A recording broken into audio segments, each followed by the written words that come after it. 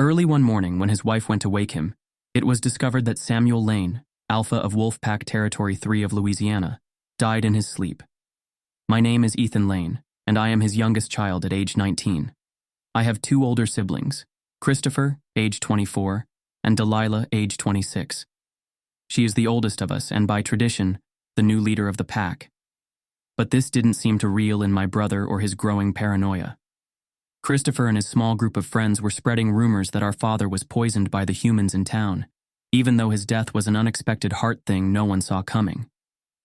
Christopher didn't know how to handle it, though, and he became unhinged after that morning. He even blamed our stepmother Judith, our father's widow, for being involved. The thing is, Christopher's friends weren't some random wolves in town. They were the great-grandchildren of the Alpha my grandfather challenged 60 years earlier. Their family never fully accepted ours as the rightful leaders, and now they were whispering in my brother's ear, feeding him lies and stoking his anger. It was like watching a storm build on the horizon, dark and inevitable. My father left behind a house and one of two gas stations in town. No one would contest Judith's place in our father's former home. It had been hers for 12 years, and she vowed to live there for the rest of her life. But the gas station was different. It was a lifeline for our family, a way to stay connected to the humans in town and keep the pack's finances stable. That's why, even in the midst of everything, I was working the register alone the day after my father's death. The bell above the door jingled, and I looked up to see a stranger walk in. He was tall, with dark hair, and even darker eyes, and he carried himself like he belonged somewhere far more exciting than Quitman. He asked about places to stay, and I gave him the address to a bed and breakfast that was barely still in operation. It was the only place in town that could accommodate someone like him who didn't belong here. "Thanks," he said, his voice smooth and low, with a hint of a Cajun accent. "Name's Jerome, by the way." "Ethan," I replied, trying to sound casual, though my heart was doing something weird in my chest.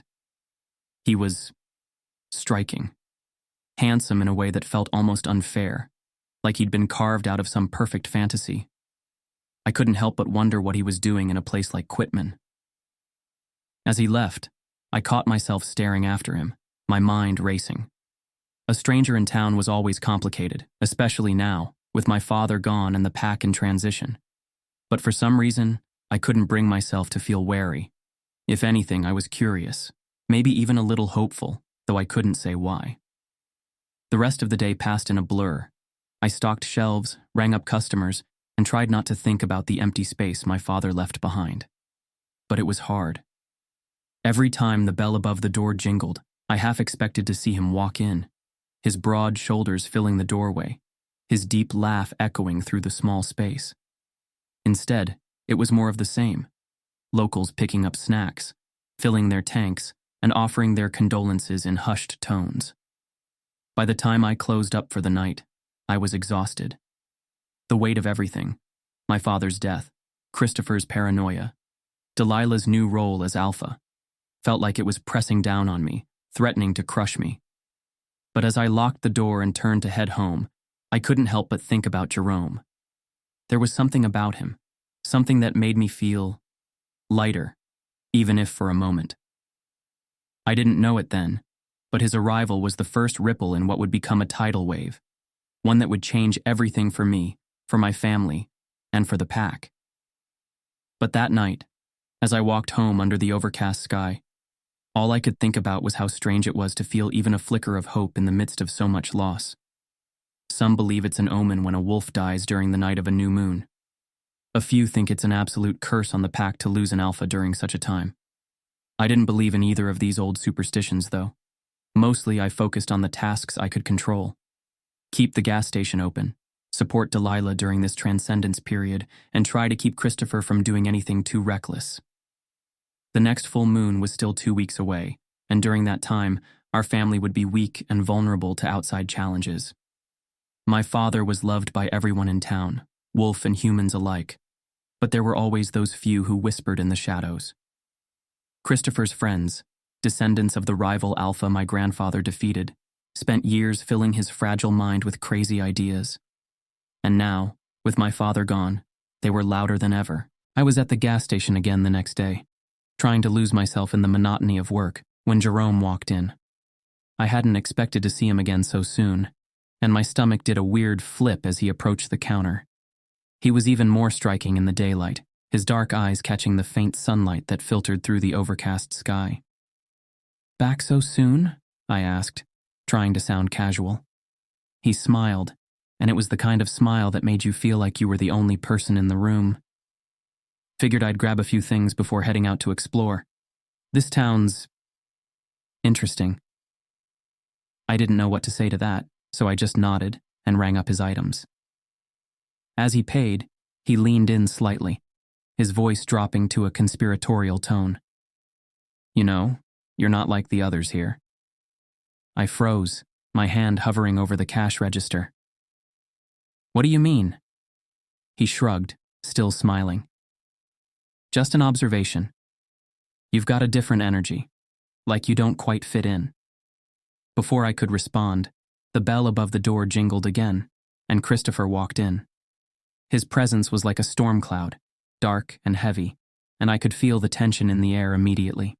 He didn't say anything to me, just glared at Jerome before grabbing a drink from the cooler and slamming it down on the counter. Jerome didn't seem fazed. He picked up his bag, gave me one last lingering look, and left. I watched him go, my heart pounding in my chest before turning back to Christopher. "What's your problem?" I asked, trying to keep my voice steady. Christopher didn't answer right away. He stared at the door, his jaw clenched tight. "Who is that guy?" "Just a visitor," I said, shrugging. "He's staying at the bed and breakfast." Christopher snorted. "Figures. Another outsider sticking his nose where it doesn't belong." I wanted to argue, to tell him that Jerome hadn't done anything wrong, but I knew it wouldn't matter. Christopher was too far gone, too wrapped up in his own paranoia to see reason. Instead, I rang up his drink and handed him his change, hoping he'd leave without causing a scene. But of course he didn't. As I was closing up for the night, my phone buzzed. It was a text from Delilah's beta, telling me to come to her house immediately. My stomach dropped. Whatever this was, it couldn't be good. When I arrived, I saw a swarm of about 100 people outside her house. This wasn't a private meeting. It was a spectacle. And at the center of it was Christopher, standing on the porch with his friends behind him. Delilah was there too, her face a mask of calm, but I could see the tension in her shoulders. "What's going on?" I asked, pushing my way through the crowd. Christopher turned to me, his eyes wild. "I'm challenging her," he said, his voice loud enough for everyone to hear. "In 3 nights, we'll fight to the death to see who leads this pack." The crowd erupted into murmurs, but I barely heard them. All I could see was the look on Christopher's face, the desperation, the anger, the fear. This wasn't my brother. This was something else, something dangerous. Delilah stepped forward, her voice steady but firm. "If that's what you want, Christopher, then so be it. But know this. I won't hold back." The crowd fell silent, the weight of her words settling over us like a heavy blanket. I wanted to scream, to beg them both to stop, but I knew it was too late. The challenge was made, and there was no taking it back. As the crowd began to disperse, Christopher grabbed my arm, his grip tight enough to bruise. "This is for the best," he said, his voice low and urgent. "You'll see." I didn't know what to say. All I could do was watch as he walked away, his friends trailing behind him like shadows. And as I stood there, surrounded by the remnants of the crowd, I couldn't shake the feeling that everything was about to fall apart. Most children have time to mourn the passing of a parent. But the morning after Christopher's challenge, I barely had time to open the gas station before I was met by a group of pack elders. They stood in the parking lot, their faces grim, and I knew immediately that this wasn't a social call. "Ethan," one of them said, an older man named Marcus who was my father's closest advisor. "We need to speak with you." I nodded, locking the door behind me and following them to their cars. Judith arrived as we were about to leave, her face pale but determined, insisting I go with the elders. I didn't argue. Something about the way they looked at me told me this was important. We drove out to the woods, the same place where my father often held pack meetings. The trees were thick here, their branches forming a canopy that blocked out most of the sunlight. It felt like stepping into another world, one where the rules of the town didn't apply. The elders gathered in a circle, and Marcus stepped forward to speak. "We've been watching Christopher," he said, his voice low and serious. "And we believe he's being manipulated by his so-called friends. This challenge, it's not natural. It's not what your father would have wanted." I already knew this, of course, but hearing it from the elders made it feel more real. "What do you want me to do?" I asked, though I wasn't sure I wanted to hear the answer.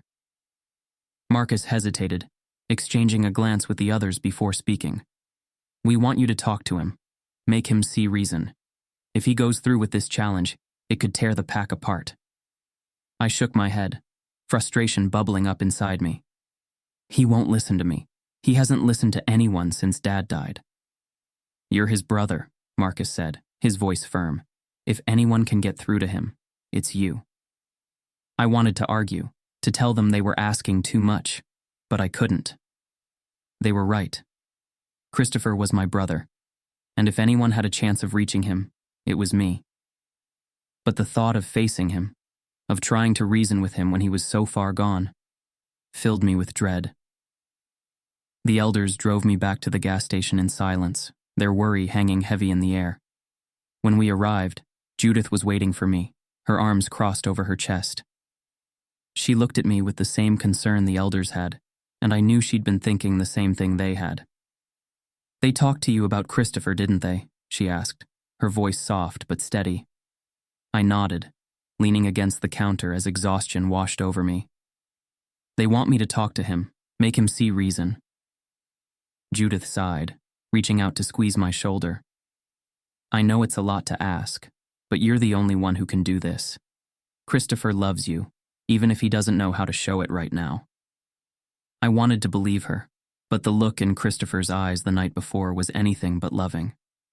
Still, I nodded, knowing I didn't have a choice. As Judith left to run errands, I tried to focus on work, but my mind kept wandering back to Christopher. I was so lost in thought that I didn't notice Jerome until he was standing right in front of me, his dark eyes studying me with that same curious intensity. "You look like you've got a lot on your mind," he said, his voice smooth and calm. I shrugged, trying to play it off. "Just a lot going on, I guess." Jerome didn't look convinced. He leaned against the counter, his gaze never leaving mine. "You know, if you ever need to talk, I'm a pretty good listener."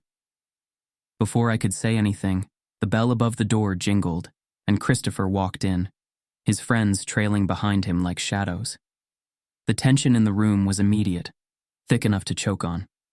Christopher's eyes locked onto Jerome, and I could see the suspicion in his gaze. "This guy again?"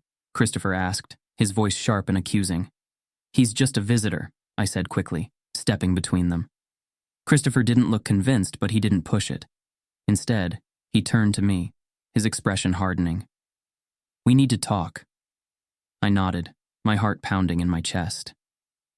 This was it. The moment I'd been dreading. As Christopher and his friends led me outside, I glanced back at Jerome. He was still watching me, his expression unreadable. But I didn't have time to think about that now. Christopher was waiting, and I had a feeling this conversation was going to change everything.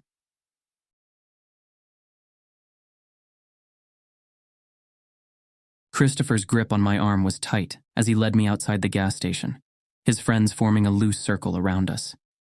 The air was thick with tension, and I could feel their eyes on me, watching, waiting.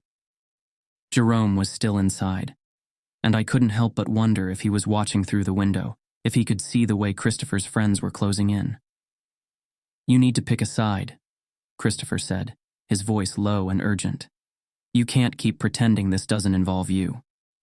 I shook my head, trying to pull away, but one of his friends, a tall, wiry man with a knife sheathed at his hip, stepped forward, blocking my path. He didn't say anything, just stared at me with cold, calculating eyes, his hand resting on the hilt of the knife. "Christopher, this is insane," I said, my voice trembling despite my best efforts to stay calm. "Delilah is your sister. Our sister. You can't seriously be thinking about killing her. Christopher's face twisted, a mix of anger and something else that looked almost like pain. It's not about her, he said, his voice rising. It's about the pack, about what's right. And what's right is killing your own family, I shot back, my own anger flaring. Because that's what this is, Christopher. You're talking about killing your family. For a moment he looked like he might argue, but then his shoulders slumped and he looked away. You don't understand, he muttered. You don't know what they've been telling me, what they've been saying. Then tell me, I said, stepping closer to him, ignoring the way his friends tensed. Help me understand. But before he could answer, the man with the knife grabbed me, shoving me against the wall of the gas station. His hand was on the hilt of the knife now, his fingers tightening as he leaned in close, his breath hot against my face. You don't get it, do you? He hissed. This isn't about understanding. This is about loyalty. And if you're not with us, you're against us. I could feel the fear rising in my chest, but I forced myself to meet his gaze. I'm loyal to my family, I said, my voice steady despite the fear. And that includes Christopher. The man's grip tightened, and for a moment, I thought he might actually draw the knife.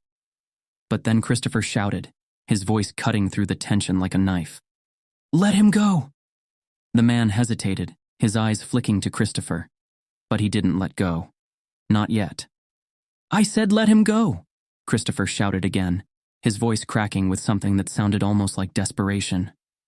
This time, the man obeyed, stepping back and releasing me with a shove.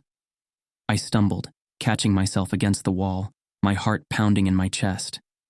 Christopher looked at me, his eyes wide and pleading. I'm doing this for us, he said, his voice barely above a whisper. For the pack. You have to believe me. I wanted to believe him. I really did. But the look in his eyes, the desperation, the fear, told me everything I needed to know. This wasn't about the pack. This wasn't about what was right. This was about Christopher, and the lies he'd been fed, and the fear that took root in his mind. I love you, Christopher, I said, my voice soft but firm. But I can't stand by and watch you do this. For a moment he stared at me, his face a mask of pain and confusion. Then, without a word, he turned and walked away, his friends trailing behind him. I watched them go, my heart aching until they disappeared around the corner. As I stood there, trying to catch my breath, I noticed Jerome standing by the door of the gas station. He was watching me, his expression unreadable, but there was something in his eyes, something that made me wonder if he'd seen everything. You okay? He asked, his voice calm but concerned. I nodded, though I wasn't sure if it was true. Yeah, I'm fine. He didn't look convinced, but he didn't push it. Instead, he nodded and stepped aside, letting me pass. As I walked back into the gas station, I couldn't shake the feeling that things were only going to get worse. Christopher was spiraling, and I didn't know how to stop him. But one thing was clear. I couldn't do this alone. When I was a child, a young, pretty witch lived in an old cabin on the outskirts of town. I cursed the man's name she met on Facebook and moved across the country to be with, because if she were still around, she could resurrect my father, and all of this could go away. Of course, I was kidding myself. This wasn't as easy, simple, or straightforward as necromancy. This was a mess, one that was only getting worse by the second. The morning of the challenge, I sat in Delilah's kitchen, staring at my untouched cup of coffee, feeling like I already lost everything. Judith was there, her presence the only real comfort in the room, along with a few of the pack elders, their faces grim, their voices hushed. The weight of our conversation hung over us like the storm clouds that threatened rain all week. We debated. We argued. But what could we do if Christopher's friends managed to push him into the alpha role? I didn't want to believe it would happen, but doubt had already taken root. A part of me, the selfish part, the desperate part, wanted to beg Delilah to step down, to walk away from it all. But I knew better. Our traditions meant something. They weren't perfect, but they weren't meant to be spat on either. And Christopher, if he won, I wasn't sure how I would survive losing another family member. None of us, except Judith, even began to process our father's death. Everything was moving too fast. I left the meeting feeling like my body wasn't entirely my own. The weight of it all sat heavy on my chest, making it hard to breathe, hard to think. By the time I got to the gas station for shift change, I barely registered my coworker saying goodbye. The world outside the glass doors felt distant, unreal. And then, like a shadow slipping through the fog, Jerome was suddenly there. I hadn't heard him walk up, and for a split second, I wondered if I was imagining things.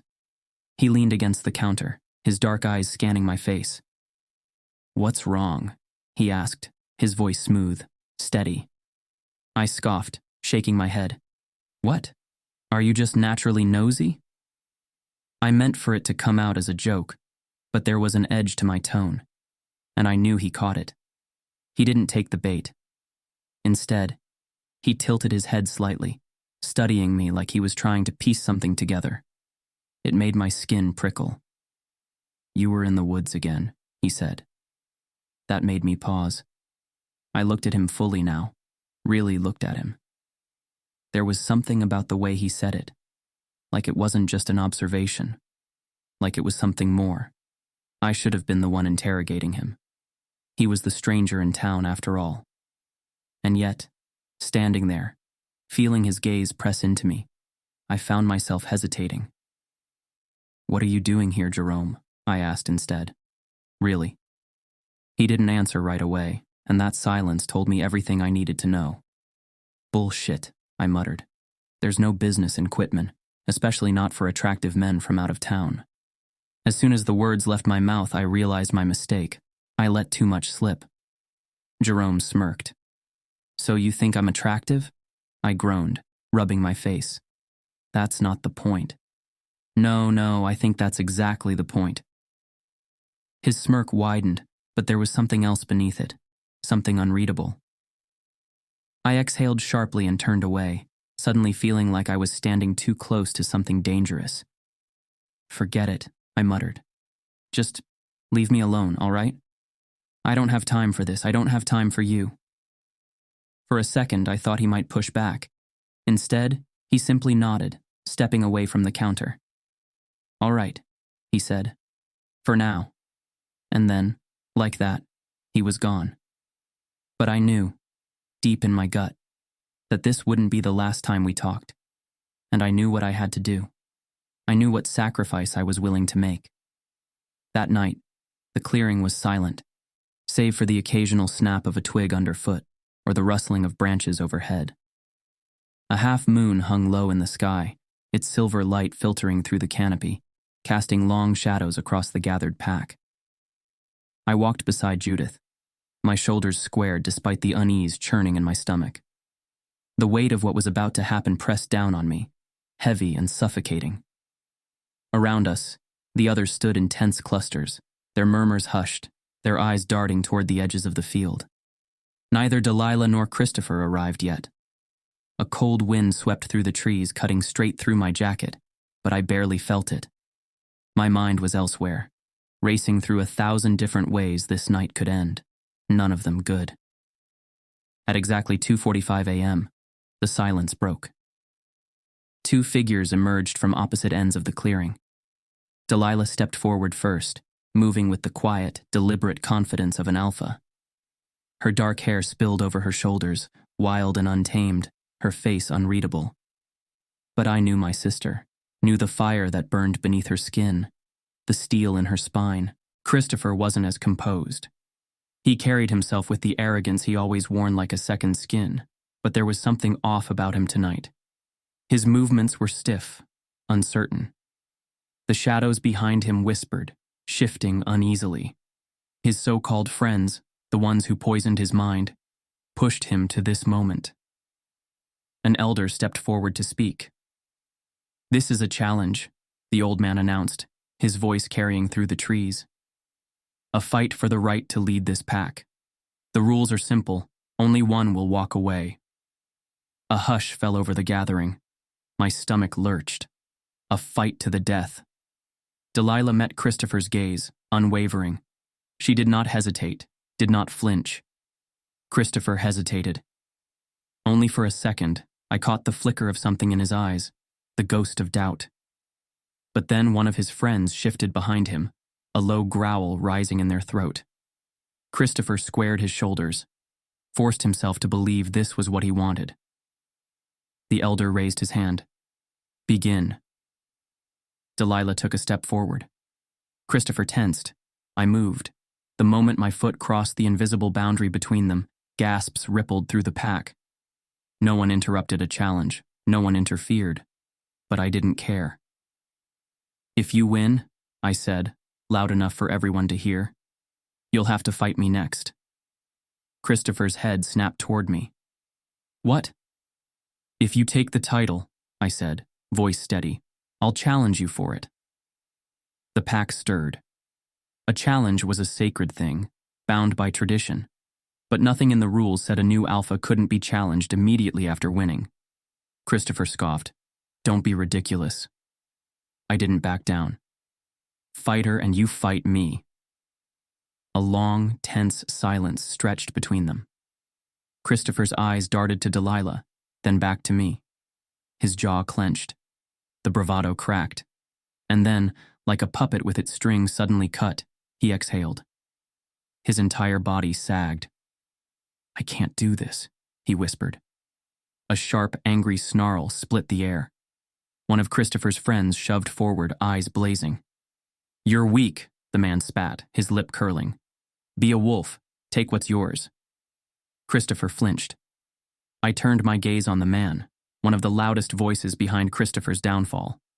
His name didn't matter. He was nothing without someone to manipulate. You want it so badly? I challenged. Why don't you step up? The man sneered, then did exactly what I wanted. He turned into his wolf and lunged for my sister. Delilah met him halfway. The fight lasted less than a minute. She was faster, stronger, smarter. The man hit the ground with a sickening thud, gasping for air, blood dripping from his mouth. At first, none of us knew how serious it was as he was still standing, but he did. And that was the last of him as he fell to the ground. The remaining conspirators hesitated, then began to slink away, their bravado crumbling. Without their ringleader, without Christopher standing beside them, they were nothing. Delilah stood over the fallen man, breath heavy, victorious. The elders didn't hesitate. The challenge has been resolved, one of them declared. Delilah Lane is alpha. Christopher stood motionless, staring at the dirt beneath his feet.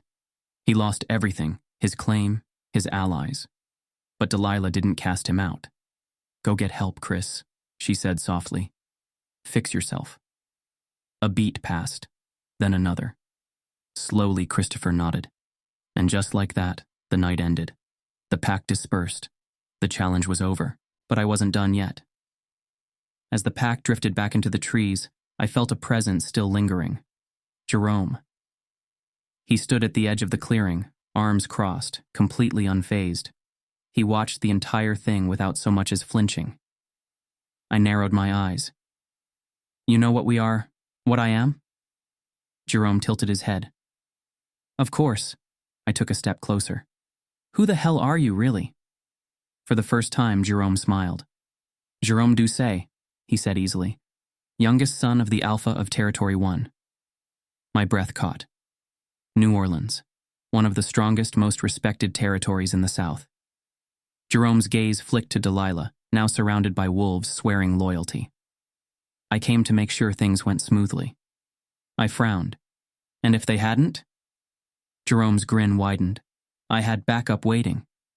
I turned, scanning the trees. For the first time, I noticed the extra shadows, the figures just out of reach. Why? I asked. Jerome shrugged. I want to say it's because I like you, Ethan, but really I was sent by my family and the council. So you don't like me? I said. He smiled. I didn't say that. A week later, under the full moon, Delilah was officially recognized as Alpha. In the days leading up to it, I found myself spending more time with Jerome, drawn in by something I couldn't quite explain. And on the night before Jerome left, he made me a promise. "You're going to leave this place one day. Not forever, but for a while," Jerome said, leaning lazily against the gas station counter. "You'll see the world, get out of Quitman, and when you do, I'll be there." I scoffed, but it wasn't convincing. "Oh yeah?" Jerome grinned. "Yeah." I didn't respond, not right away. But when I finally did, my voice was quiet. "Maybe. For now, my responsibilities lie here. But for the first time in my life, I allowed himself to imagine something more. Something bigger. Something just beyond the horizon where the moon rises.